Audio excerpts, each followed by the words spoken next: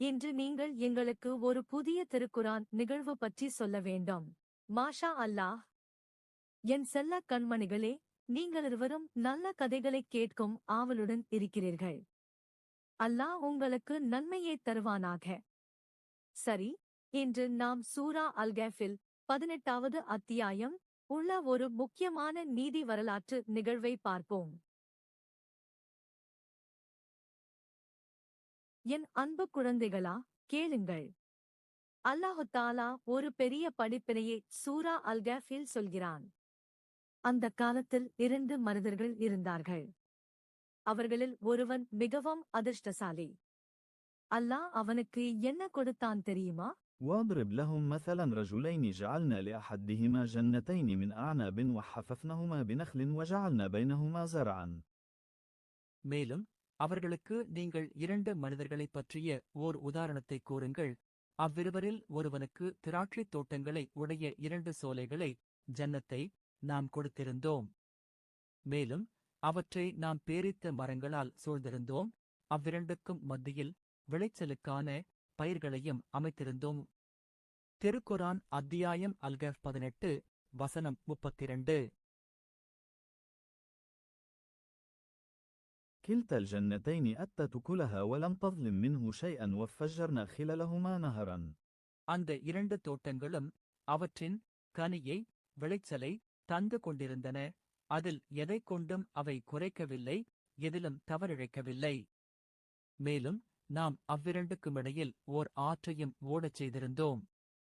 திருக்குரான் அத்தியாயம் அல்-கஹ்ஃப் 18 வசனம் 33. அவனுக்கு செல்வம், பிள்ளைகள் என்று எல்லாம் நிறைய இருந்ததால் அவனுக்குள் ஒரு பெரிய கர்வம் வந்துவிட்டது. ஒரு நாள் தன் ஏழை நண்பனுடன் பேசும்போது, وكان لام فتحها ثمر فقال لصاحا كسر باء كسر هاء وهو ياء ضم حاء فتح ألف واو كسر راء ضمها أنا أكثر منك مالا وأعز نفرا. மேலும் அவனுக்கு பழங்களும் செல்வமும் இருந்தன. ஆகவே அவன் தன் தோழனுடன் பேசிக் கொண்டிருந்தபோது அவனிடம் ஆணவத்துடன், நான் உன்னைவிட அதிகச் செல்வமுடையவன், மேலும் ஆள் பலத்திலும் குழந்தைகள் மற்றும் துணைகளின் எண்ணிக்கையிலும் நான் உன்னைவிட மேலானவன் என்று கூறினான். திருக்குரான் அத்தியாயம் அல்-கஹ்ஃப் 18 வசனம் 34. அவன் தன் தோட்டத்தைப் பார்க்கும்போது கூட அல்லாவை நினைக்கவில்லை. இந்தச் செல்வம் எல்லாம் எனக்கு மட்டும்தான், இது ஒருபோதும் அழியாது என்று அகம்பாவம் கொண்டான். ودخل جيم فتح نون فتح شد تاء فتح هاء وهو ظالم لام كسر شد نون فتح فاء سكون سين كسر هاء قال ما ظن أن تبيد هاء ذال كسر هاء أبدا. அவன் தன் தோட்டத்தினுள் நுழைந்தபோது தனக்குத்தானே அநீதி இழைத்தவனாக இருந்தான். அங்கு கண்ட செழிப்பைக் கண்டு, இது ஒருபோதும் அழிந்து போகாது என்று நான் எண்ணுகிறேன் என்று கர்வம் கொண்டு கூறினான். திருக்குரான் அத்தியாயம் அல்-கஹ்ஃப் 18 வசனம் 35. وما ظن الساعة قائمة ولئن رددت إلى ربي لاجدن خيرا منها منقلبا. மேலும் மறுமை நாள், உலக அழிவு ஏற்படும் என்றும் நான் நினைக்கவில்லை. மேலும் நான் என்னுடைய இரட்சகனிடம் மீண்டும் கொண்டு செல்லப்பட்டாலும் இதனைவிட சிறந்ததொரு இடத்தை மீண்டும் பெறுவேன் என்றும் ஆணவத்துடன் கூறினான். திருக்குரான் அத்தியாயம் அல்-கஹ்ஃப் 18 வசனம் 36. இந்த வசனங்கள் செல்வந்தனின் ஆழ்ந்த இறைமறுப்பையும் உலக இன்பத்தின் மீதான கர்வத்தையும் தெளிவாக விளக்குகின்றன. மறுமை வராது என்று சொன்னாரா? அது தப்புதானே உம்மி? ஆம் கண்ணே. அப்போது அந்த ஏழை நண்பன் அவனைப் பார்த்து மிகவும் கவலைப்பட்டு அவனுக்கு நல்ல புத்திமதி சொன்னான். قال لام فتح هاء صاح كسر باء ضم هاء وهو ياء ضم حاء فتح ألف واو كسر راء ضم هاء أكفرت بالذي خلقك من تراب ثم من نطفة ثم سين فتح واو شد كاف فتح رجلا. அதற்கு அவனுடைய தோழன் அவனுடன் பேசிக்கொண்டே அவனிடம், மண்ணிலிருந்து உன்னை படைத்து பின்னர் உன்னை ஒரு விந்து துளியிலிருந்து உருவாக்கி பின்னர் உன்னை சரியாக ஒரு மனிதனாக ஆக்கியவனை நீ நிராகரிக்கிறாயா என்று கேட்டான். திருக்குரான் அத்தியாயம் அல்கஃப் 18 வசனம் 37.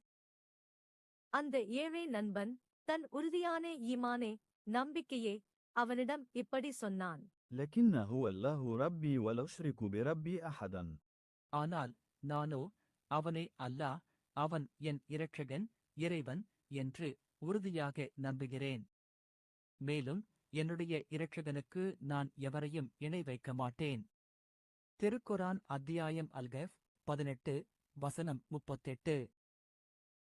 மேலும் அந்தச் செல்வந்தன் தோட்டத்தை கண்டவுடன், ولولا دخلت جنتك قلت ما شاء الله لا قوة إلا بالله إن ترني أنا قل منك مالا وولدا. மேலும் நீர் உமது தோட்டத்தினுள் நுழைந்தபோது, மாஷா அல்லாஹ், லா குவ்வத்த இல்லா பில்லா, அல்லாஹ் நாடியதே நடந்தது, அல்லாவின் துணையின்றி எந்த சக்தியும் இல்லை என்று ஏன் நீர் கூறியிருக்கவில்லை? நீர் என்னை உன்னைவிடச் செல்வத்திலும் பிள்ளைகளிலும் குறைந்தவனாக பார்த்தாலும் இந்த உண்மையை நீர் உணர்ந்திருக்க வேண்டும். திருக்குரான் அத்தியாயம் அல்கஃப் 18 வசனம் 39. கடைசியாக, உனக்கு இவ்வளவு செழிப்பு இருந்தாலும் அல்லாஹ் நாடினால் இந்தச் செழிப்பான தோட்டம் ஒரே நாளில் அழிக்கப்பட்டு வெறும் வழுக்கையான மண்ணாக மாறவும் கூடும் என்றும் எச்சரித்தான். فعسى ربي أن يؤتيني خيرا من جنتك ويرسل عليها حسبانا من السماء فتصبح صعيدا زلقا. மேலும் உம் தோட்டத்தை விடச் சிறந்ததை என்னுடைய இரட்சகன் எனக்கு தரக்கூடும். உம்முடைய அதன் மீது வானத்திலிருந்து ஒரு வேதனையை அனுப்பவும் கூடும். அதன் காரணமாக உமது தோட்டம் வழுவழுப்பான வெறும் மண்ணாக ஆகிவிடக்கூடும். திருக்குரான் அத்தியாயம் அல்கஃப் 18 வசனம் 40. أو يصبح ماؤها غورا فلن تستطيع لام فتحها طلبا. அல்லது அதன் நீர் பூமிக்குள் சென்று வற்றிப் போய்விடக்கூடும். அதன் பின் நீர் அதனை ஒருபோதும் தேடிக் கண்டு பிடிக்க இயலாது. திருக்குரான் அத்தியாயம் அல்கஃப் 18 வசனம் 41. அது உண்மையிலேயே நடந்ததா உம்மி? ஆமாம் என் கண்மணிகளே. ஏழை நண்பனின் எச்சரிக்கை உண்மை ஆனது. அந்தச் செல்வந்தனின் விளைச்சல்கள் அனைத்தையும் அல்லாஹ் அழித்துவிட்டான். அவன் தோட்டத்தை பார்க்க வந்தான். எல்லா திராட்சைக் கொடிகளும் பேரீத்த மரங்களும் எரிந்து கருகி கூரைகள் தரையில் விழுந்ததைக் கண்ட அவன் கைகளைத் தேய்த்து வருந்தினான். தன் தலையில் எடுத்துக்கொண்டு அழுதான். அப்போதுதான் அவனுக்கு புத்தியே வந்தது. அவன் வருத்தத்துடன், அந்தோ, நான் என்னுடைய இரட்சகனுக்கு எவரையும் இணை வைக்காதிருக்கலாமே என்று கதறி அழுதான். ووحيط باء كسر ثاء فتح ميم فتح راء كسر هاء فاصبح يقلب كفيه على ما أنفق فيها وهي خاوية على عروشها ويقول يليتني لم أشرك بربي أحدا. அவனுடைய விளைச்சல்கள், பலன்கள் அனைத்தையும் சூழ்ந்து கொள்ளப்பட்டன, அழிக்கப்பட்டன. எனவே அவன் அதில் செலவு செய்ததற்காக தன் இரு கைகளையும் தேய்த்து வருந்தலானான். அதுவோ அதன் பந்தல்களின் மீது விழுந்து பாழாய்க் கிடந்தது. அவன் வருத்தத்துடன், அந்தோ, நான் என்னுடைய இரட்சகனுக்கு எவரையும் இணை வைக்காதிருக்கலாமே என்று கூறினான். திருக்குரான் அத்தியாயம் அல்கஃப் 18 வசனம் 42. ولم تكن لام فتح شد هاء فئة ياء فتح شد نون سكون صاد ضم راء ضم واو سكون نون فتح هاء من دون الله وما كان منتصرا. மேலும் அல்லாவை அல்லாமல் அவனுக்கு உதவக்கூடிய எந்த கூட்டத்தாரும் அவனுக்கு இருக்கவில்லை.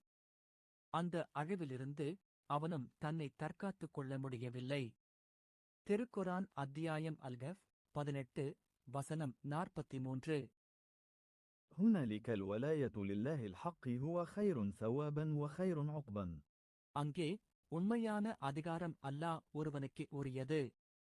அவன் நற்கூலியில் சிறந்தவனாகவும் காரியங்களின் நல்ல முடிவை தருபவனாகவும் இருக்கிறான்.